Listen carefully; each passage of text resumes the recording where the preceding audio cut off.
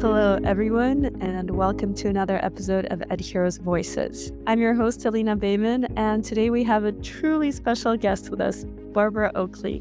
Barbara is a distinguished professor of engineering at Oakland University in Rochester, Michigan, and a creator of Learning How to Learn, which became the most popular course on Coursera in 2014. Has over 3 million students enrolled. Wow.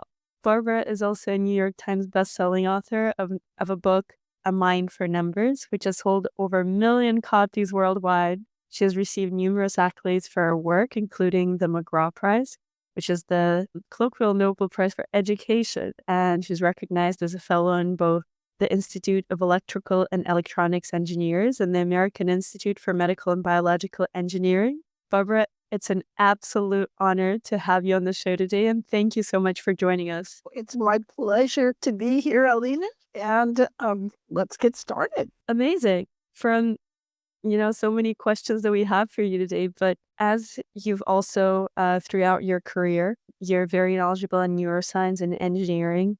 Could you share with us what initially drew you to this area of study, and what do you find the most fascinating about the brain and how it influences our behaviors? So it's kind of funny. My background is in engineering. So I've an undergraduate degree in electrical engineering and then a graduate degrees in electrical computer and systems engineering.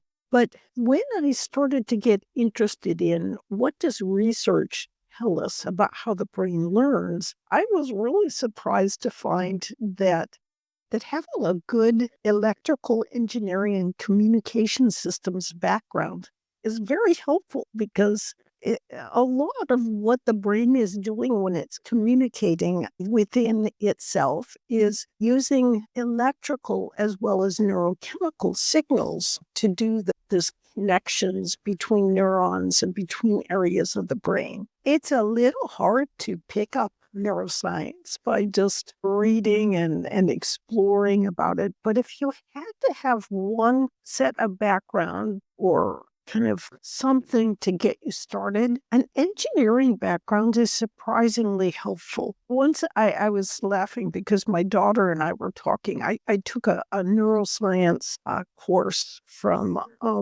basically good insight into neuroscientific approaches to how we think and learn. And my daughter, who's a medical doctor, was asking me, well, what did you find most difficult about the course? And I thought about it, and it was the fact that they really didn't define carefully which direction their current sources were coming from. And she was so taken aback because she thought, oh, it's going to be some biological issue that, you don't really, that I struggled with because I didn't have a good biological background. But it was the current source issue that kept throwing me awry.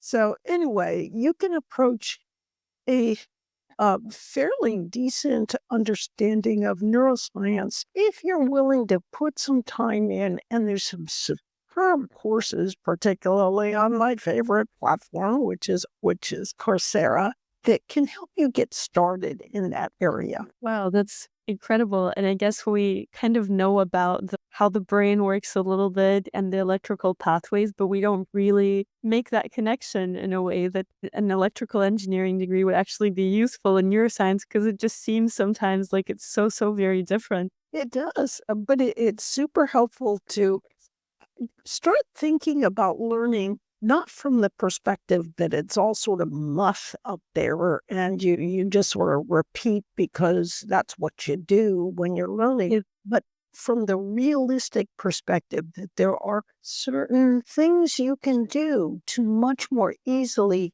create neural pathways that can in turn enable you to learn more effectively. Yeah.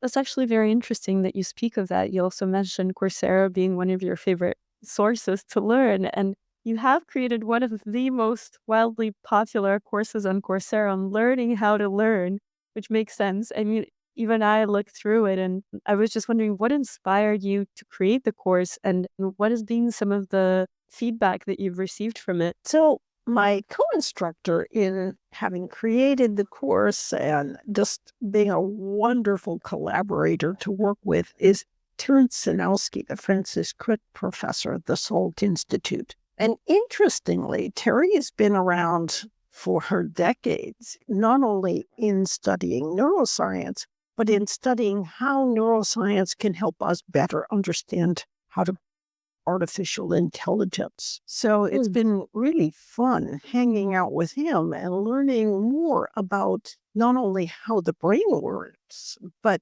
how artificial intelligence works. And if we understand more about how that brain works, it turns out we can use generative AI like ChatGPT more effectively. But I got interested in learning just because I had started out as like the world's worst student in math and science when I was growing up. I hated math in particular and flunked my way through elementary, middle, and high school math and science. And it was only when I was age 26 and I was going to get out of the Army. And I had, while I was in the Army, learned another language. I randomly picked Russian. I wish I had picked Spanish because our little granddaughter is speaking Spanish, and her daddy is from Chile. But I started to try to learn in math and science when I got out of the military because I could see that my friends were getting really interesting looking jobs in that area. And here I'd blocked myself off because I thought, well, I can't learn in math and science. So I went to the university and started at the lowest possible level of remedial high school algebra, slowly began working my way upwards, gradually fell in love with math and with science and with engineering. And now I'm a distinguished professor of engineering at Oakland University.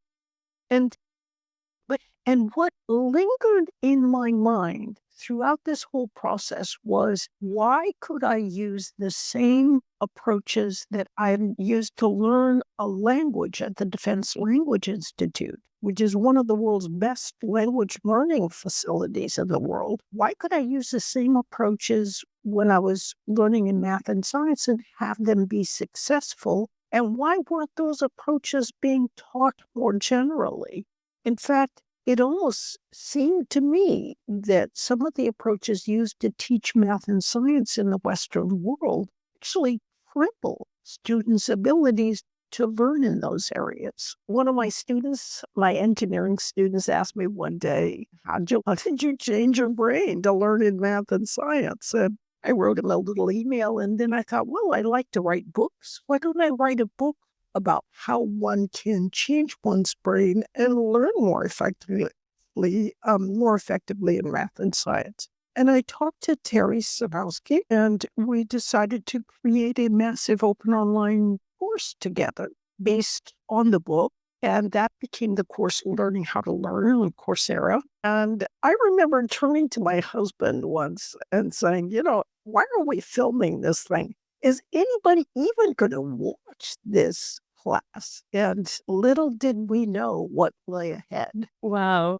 I mean, I guess that's how all the incredible stories start of the most of the most amazing innovations as well, stories, courses, is you're just doing it because you think it answers someone's question, and hopefully it speaks to someone, and turns out it's a question that people have been asking all over the world.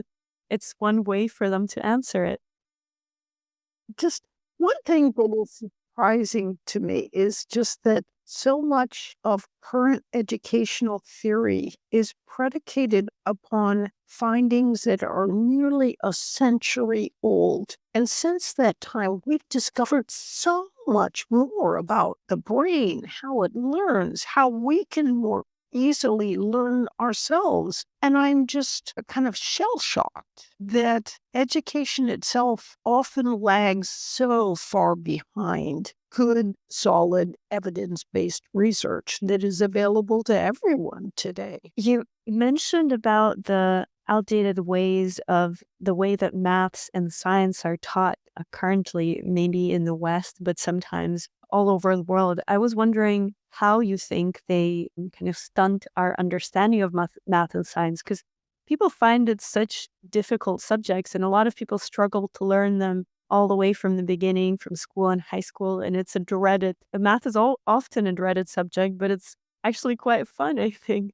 Could I ask, maybe it could be a little sneak peek into the course of why you think that they're not kind of taught in the way that they may be taught more effectively in? It's a very good question. Perhaps it grows in part from, for example, in the 1960s, Noam Chomsky really went after B.F. Skinner for his reinforcement learning and said, in essence, people cannot learn language through reinforcement learning. It's impossible.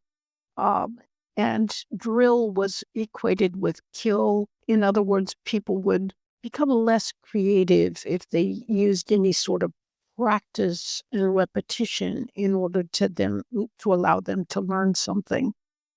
And as it turns out, Chomsky and his colleagues' perceptions of how we learn and how we learn language were in this case completely wrong. And it actually seems to have set back research in artificial intelligence by many decades, because indeed we do learn languages through reinforcement learning. And in fact, that is part of how large language models are able to work their magic. So there became several decades, which continue through today, where any sort of practice of mathematics, for example, was deemed to it would kill your creativity. And learning multiplication tables by heart, rather than, helping you build an innate sense of an intuition of the relationship between numbers, as it truly does, was deemed, that's just really rote learning. It's really bad. No one needs to do that because they can always just look it up using a calculator. They don't need to memorize the multiplication tables. Well, that is in some sense analogous to saying, you don't need to memorize the vocabulary of a language. You can always just look it up using Google Translate. But of course, you cannot actually speak a language if you're always using Google Translate. So we have an innate pattern recognition system within the brain, the basal ganglia system, sometimes called the procedural learning system, but probably best termed as the automatic system, the system of habits. This system is how we learn our native language, and we can speak it intuitively without thinking about it. Now, if you look at most of my wonderful colleagues, for example, in the university where I work, my colleagues in engineering, and indeed in many of the schools of engineering, mathematics, science, and so forth nationwide throughout the U.S., the vast majority of most professors grew up and were educated initially in countries that still value and respect rote learning, at least some modicum of rote learning. They don't throw the baby out with the bathwater and say rote learning is bad.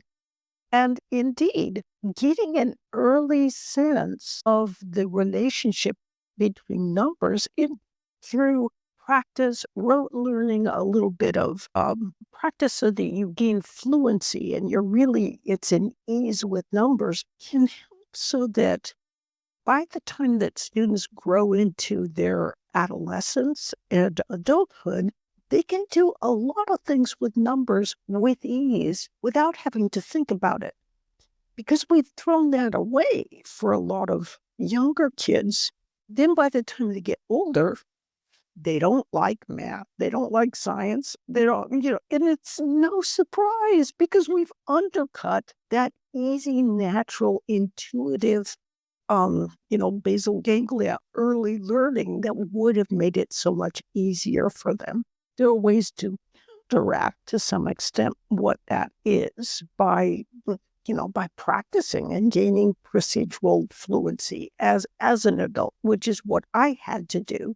But it's, I think the lack of awareness of how the brain really learns in much of the educational theory that is taught to educators, particularly in the West, is behind why there can be so many problems in encouraging people at older ages to get excited about math and science. Yeah, that's actually very interesting. And I think there's a lot of debate on what tools are useful, what should be learned by heart. And actually, I was born and initially raised in Kazakhstan. So the traditional education system was back from the USSR. And compared to where I went after to a British school with a Western approach to mathematics was completely different. And they do say that the Soviet Union system was very strong in mathematics and how it was taught, but everything had to be learned by heart. So we couldn't use any calculators. We couldn't use even the trigonometric table. Everything had to be learned by heart. And then going into kind of the Western mathematics, I was able to use regular calculators, then the TI Inspire, fancy calculators for IB. And the discussions are kind of where do we draw the line of what we should learn by heart, of what can be done using a calculator and other tools. And now there's AI, and AI is taking that to a whole new level. And I know that you talk a lot about AI and how it's integrated as well. Do you think that how AI is integrated right now is changing the traditional teaching methods and the perception of information of students? Well, my hope is that it is not changing how teachers are teaching. And this is what I mean. I mean, students for hundreds, perhaps thousands of years, they're always looking for easier, softer, gentler ways to learn the material. Like, you don't want to learn it by heart. You just think that if you underline it, that's good enough. That somehow underlining or highlighting is getting it into your brain because it's a little easier to underline and highlight. Students nowadays just think, well, gosh, if I ask ChatGPT and I get the right answer, then why do I need to struggle through learning how to do that answer myself? But the reality is you cannot think critically about what generative AI is giving you unless you know how to do it yourself.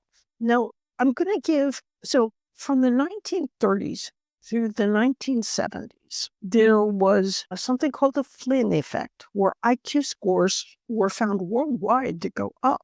But from the 70s to today, there's pretty good evidence that IQ scores have been going down. What happened in the 70s that would have caused perhaps some of these big difference in essence, how smart people are? Even within a family, the younger children, on average, were not as high of IQ as the older children. So what you can point to, is it a certitude? No, it's correlation, not causation, but it's quite interesting. 1970s are when calculators came out. And when calculators came out, that's not the problem. The problem is that all these educators and psychologists, well-meaning though they were, would often say, you don't need to waste time having students actually memorizing material. You can just have them look it up. And it's just, it's a waste of time for them to learn anything by heart. But learning by heart is where you really know it. It's, as poets will often say, memorize the poem and you will understand it more deeply. Would a person really understand Kazakh if they were just using Google Translate? Of course not. So it's I think that is when this drill is kill and you don't need to memorize started kicking off. And I believe as a consequence, there's fairly reasonable evidence that people just started getting less intelligent. So I think it's important, all the more important in this day and age, that we don't make that same mistake that we made then. We need to avoid, and I'm already hearing some voices saying, well, if AI can do it, then we don't need to teach students how to do it. And it's like, no, we need to teach students how to do it because otherwise they are going to accept critically whatever AI gives them. So it's right now it is all the more important that professors, that teachers keep going, insisting that students learn. And how can they do that when students can cheat so easily?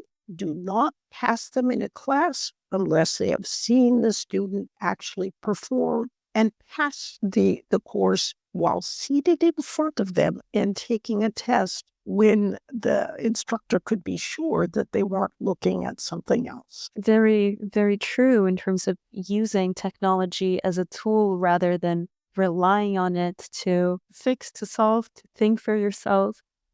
It's actually very interesting. I was reading about different generations using technology. It turns out that millennials were a lot more adaptable to using technology because we still had, to go through the different stages of phones, of computers. They were not as intuitive and neither were the interfaces, whereas Gen Z and Gen Alpha don't adapt as easily because the interfaces were much more simplified and now it's a lot harder to understand and to adapt.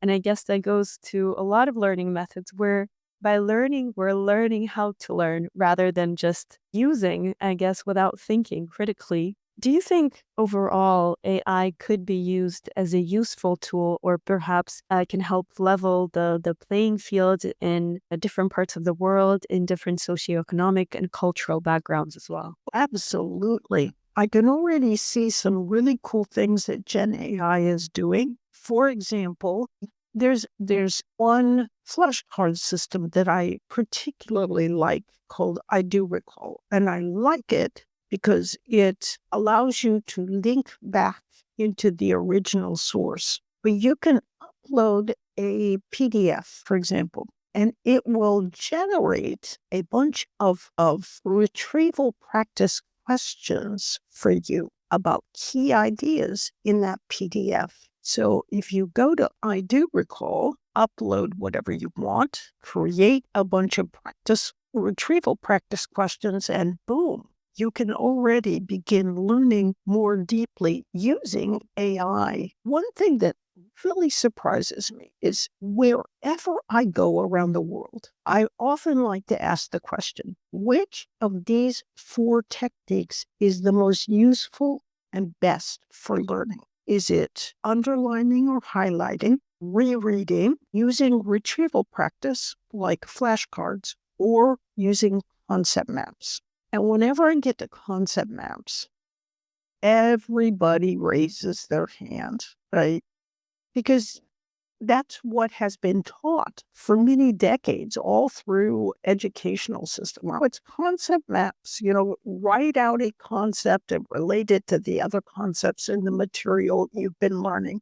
But the challenge is no one ever did a really critical comparative study of concept maps with other methods for learning until Jeff Karpicki published a paper in 2012 in Science where he carefully compared and found that not only is retrieval practice, like doing flashcards, far more effective, it's like hands down the most effective way of learning. And it isn't just for trivial fact learning. It actually helps you obtain a much deeper understanding of the material. Because think about it this way. If you're trying to retrieve the information you're learning from your own brain, Making pathways, tracing it back, right? You're tracing it back, and you are also creating pathways to other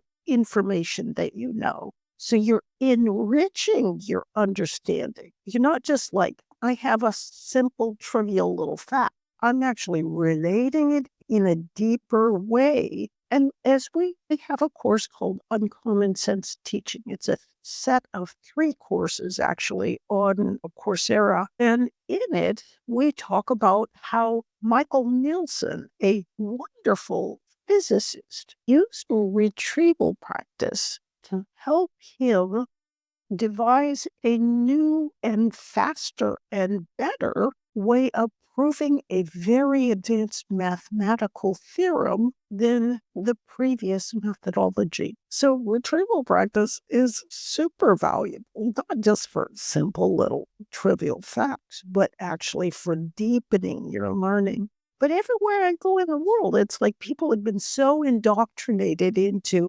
concept mapping. That's the answer, that they reflexively raise their hands, even when I carefully explain beforehand that retrieval practice is the best way of learning. And then I'll come to, okay, which one of these four is the best? And they'll still say concept mapping because it's been so deeply ingrained within them. Well, I sometimes say moving a university is like moving a cemetery. You cannot expect any help from there can be, sometimes the old methodologies can be so ingrained into, into educators that shifting the thinking can be really difficult, yet it is vitally, vitally important in this day and age of generative AI. We're moving into a completely and a revolutionary new era. Yeah. I guess we'll be looking for that zombie elixir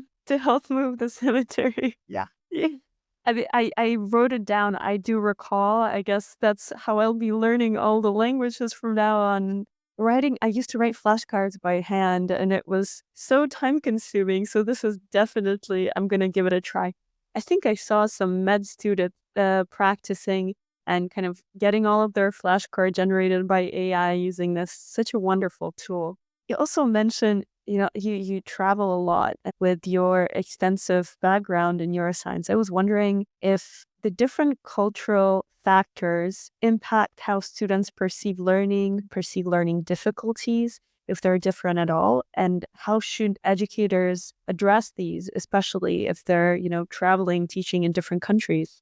There are absolutely differences between different nations, different cultures. Having a great leader, as you do in Kazakhstan, who is truly innovative, truly working to move in new ideas, makes an extraordinary difference. And so I think you're quite lucky in your leadership.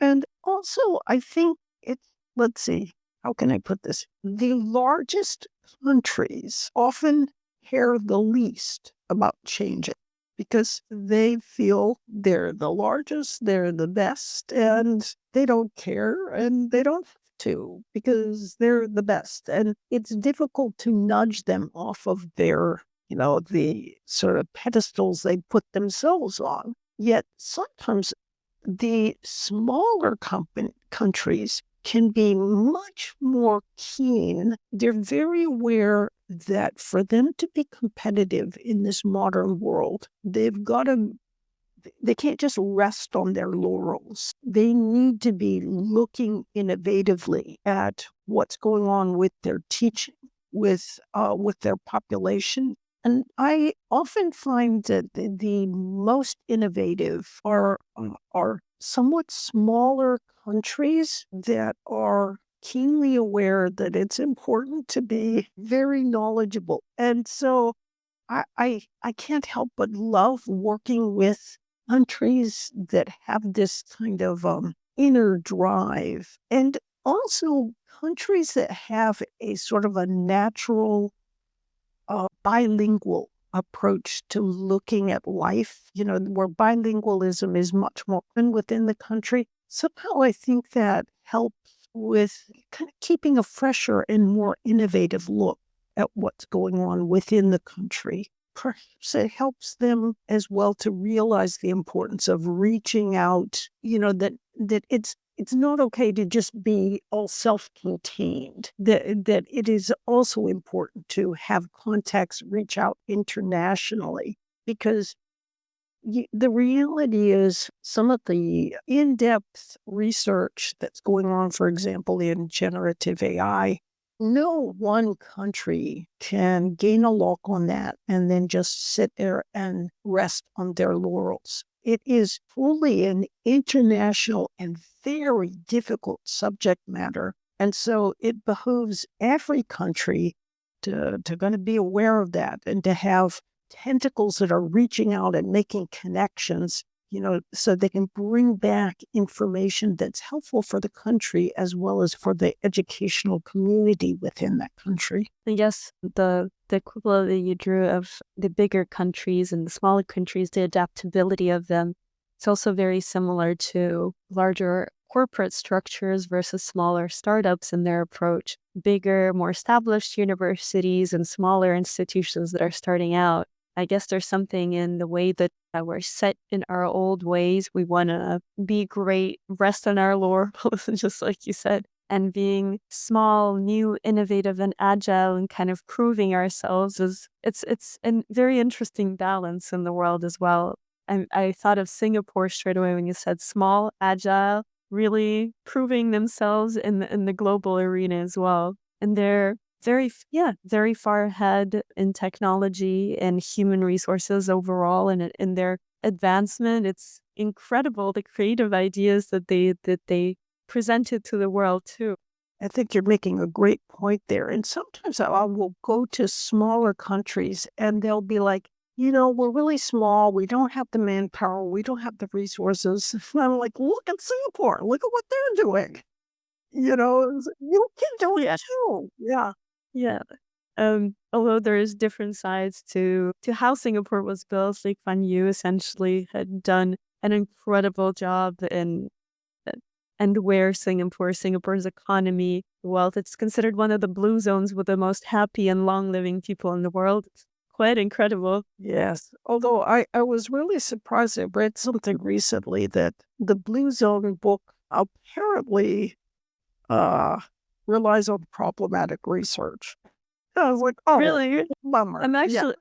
I'm intrigued to learn more. Look up, I guess, try looking up Blue Zone problematic research, something like that. Okay. Yeah. That's very interesting. Yeah, I think it's just a lot of new concepts that are coming up are very quickly developing, and that's why it's so important to uh, kind of know and critically think. And going back to your previous argument, it's learning how to learn and how to critically think and analyze the data that you're looking at, because nothing is set in stone and everything is changing very quickly. No kidding. And there's a great book, incidentally, called The Alignment Problem by Brian Christian. And it talks about the real problems that large language models have in trying to ensure that they're not biased. And it turns out that the very efforts to stop bias actually create more bias. So there's the weirdest biases. It's a paradox. Yes, yeah. For me, so I live by a park that is got the world's worst name. I live by a park that's called Yellow Fever Creek Park. I kid you not. And this park was apparently named that because in the 1800s, there were a lot of cases of yellow fever. So I went to ChatGPT just to see what was going on. And I asked it, why is it named Yellow Fever Park, Creek Park? And it said, has nothing to do with yellow fever or epidemics. Actually, it does. It flat out lied to me, but clearly it had been trained to not say anything that could upset anybody about epidemics.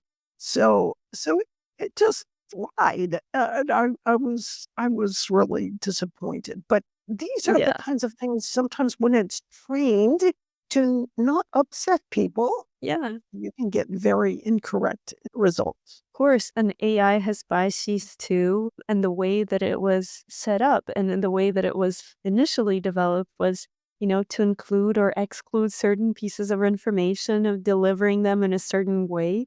And it is kind of up to us to check and interpret, because just like you said, I think a lot of people came across that sometimes a ChatGPT lies, and it is up to interpret and to kind of deliver that. Regarding biases, there's a lot of biases in terms of us and how we interpret information, but I think it's very important for educators to be neutral and aware of their biases. With your extensive experience in teaching in neuroscience, could you tell us how educators can also create an environment to cater to diverse cognitive and cultural needs and try to refrain from biases? Well, that's such a good question. Sometimes I suppose this is a bit tongue-in-cheek, but it's also a bit true, is from my perspective, the worst thing you can say when you start a class is that we are going to, we want to create an environment where everyone is comfortable. As soon as you say that, you are giving notice to people that if you say the wrong thing, you're going to make people feel uncomfortable. And so you better not say the wrong thing, but we're not telling you what the wrong thing is. So you've instantly made some people uncomfortable simply by telling them that you're trying to make everybody included and comfortable. I think that it is very clear that new neurons are born every day, especially in the hippocampus, and that is important for learning and memory. And those new neurons, there's like 1,400 of them, they kind of go in and they settle into the trellis of all the pre-existing neurons, and they nestle in there and they start hooking in if you are learning something. If you're not learning something new, these new neurons will much more easily just die away. They can't hook in. You're not forcing them to hook in. You're not learning anything new. These new neurons, you want them to survive and thrive and grow because, number one, they help you learn better. This is whether you're 6 years old or 60 years old. New neurons are they're being born, and you can help encourage them to grow by learning new things. But new neurons not only help you learn better, they help you feel better. So they boost your mood. Even when students are sitting there going, I hate this, my teacher's making me do one. They're whining about it. But in reality, it is boosting overall, on average, their mood. When COVID came out, in some states, they completely shut down all new learning. Depression rates soared. The trick is you want to be encouraging new learning because it'll not only help students learn better, but it'll help them feel better. So the best thing you can do as a teacher is dive into your teaching. Concentrate on what you do best, which is teaching others. That is what's going to boost the mood of your students and boost the mood of everyone you are working with. So I think that's what teachers do best, and that's what they can really help others with. Wow, that is, I guess, simple but very profound. And it makes sense with kids who really love school and they love learning and they come in and they learn and they're so excited about everything and they're just very happy. And some kids that, they've maybe had a bad experience with learning and now they're confused, they don't know, their self-esteem goes down and it just keeps going from there. So it's incredible piece of advice, I guess, to teach. And this is how you make everything better. As we're coming slowly to an end, we actually prepared a couple of hot seat questions. It's just quick questions and answers. If you're ready for that, then I'll ask you a question and you can just respond with whatever comes to your mind first. Ready? Amazing. Right. So what's the last book you read and would you recommend it? What pops to mind immediately is The Worlds I See by Fei-Fei Li. It is one of my favorite books I've ever read. It's fantastic. Amazing. If you could master any skill instantly, what would it be and why? Oh, learning Spanish, obviously, because my granddaughter is going to be bilingual in Spanish. And right now, whenever I speak Spanish to her, she starts laughing at my terrible accent. I wish you good luck in learning. Maybe the flashcards will be a help in that. Yes. Next one. Who inspires you most and why? Okay. I think Terry Sanowski is my biggest inspiration. He is my co-instructor in learning how to learn, and his ability to grapple with a wide range of disciplines in a truly creative way always leaves me in awe. It's beautiful. Now, could you give us one word or one sentence to describe how you see the future of education? Golden. It is golden. I love that. That's beautiful. And before we end this, I was wondering if you had a final thought or a piece of advice that you'd like to share with our listeners. See, I think most of what important in all learning is don't just follow your passions, broaden your passions. Learn things you thought you could never learn, and your life will be greatly enriched. That's so beautiful. I think right now I'm just very, very inspired to go ahead and finish learning that language that I've been putting off for so long and get those flashcards and just, I guess, train my brain to be flexible, to be thinking critically all the time. But take breaks too. Barbara, thank you so much. It's been an absolute pleasure having you on the podcast today, and you've given us a lot to think about in terms of possibilities and responsibilities of teaching, the cultural context, learning, AI, neuroscience, and so much more. Thank you for taking the time to share your journey and your knowledge with us. And thank you to all our listeners for tuning into EdHeroes Voices. Until next time, keep learning, keep inspiring, and keep being an EdHero. Thank you, Barbara. Thank you.